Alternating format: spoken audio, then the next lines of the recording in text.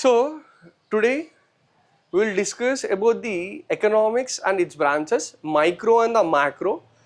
So micro ante enti, macro ante enti, we will discuss in this video. Micro is a Greek word. Micro అనేది ఒక Greek word అన్నట్టు. Micro అనేది ఒక Greek word. ఆ Greek వర్డ్ని మనము mikros అంటున్నాము. ఏమంటున్నాము? మైక్రోస్. మైక్రోస్ని ఏంటి? మైక్రో మీన్స్ అంటే స్మాల్.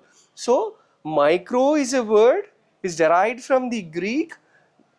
గ్రీక్లో మనం మైక్రోస్ అంటున్నాము. Mikros means small. Macro is derived from the Greek. ఈ వర్డ్ కూడా గ్రీక్లో నుంచి డెరైవ్ అయింది. సో దాని గ్రీక్లో మనం ఏమంటున్నాము?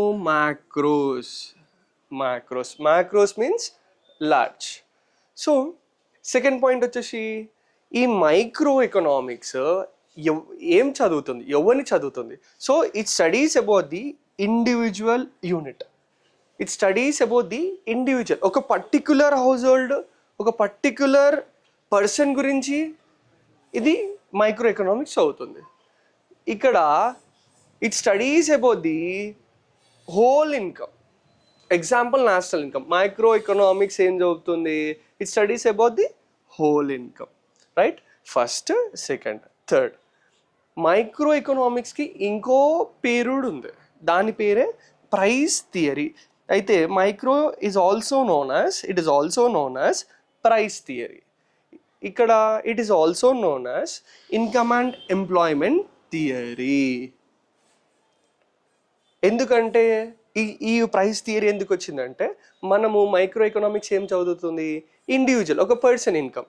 అయితే పర్సన్ ఇన్కమ్ అయితే దానికి ఒక ప్రైస్ ఉంటుంది కదా. అయితే మైక్రో ఎకనామిక్స్ ఏం చదువుతాడు? ఇండివిజువల్ యూనిట్ చదువుతాడు. దాని పేరే మనం ఇంకో పేరేం పెట్టాము? Price theory. So it is also known as price theory.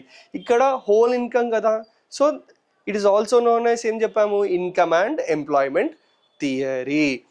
ఇక్కడ ఫోర్త్ పాయింట్ వచ్చేవరకు ఇక్కడ there is no time elements. అంటే ఒక స్టాటిక్ అనాలిసిస్ ప్రిపేర్ చేయడానికి ఒక టైం ఎలిమెంట్ లేదు, ఎప్పుడైనా ప్రిపేర్ చేస్తాను micro economics. So there is no time elements and it is an static analysis. ఇక్కడ ఏంది? With time elements and dynamic analysis.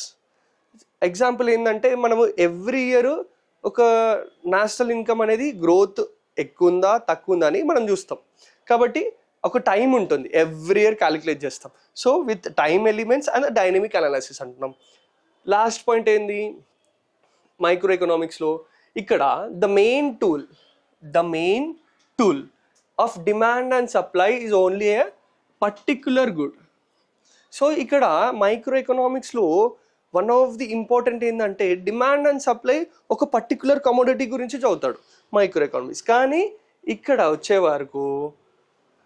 వచ్చే వరకు the main tool is to aggregate demand and supply in the market. Aggregate meaning ఏంటంటే total. So ఇక్కడ total demand ఇంకా total supply గురించి మనం మాట్లాడుకోవడం జరుగుతుంది మైక్రో ఎకనామిక్స్. Thank you.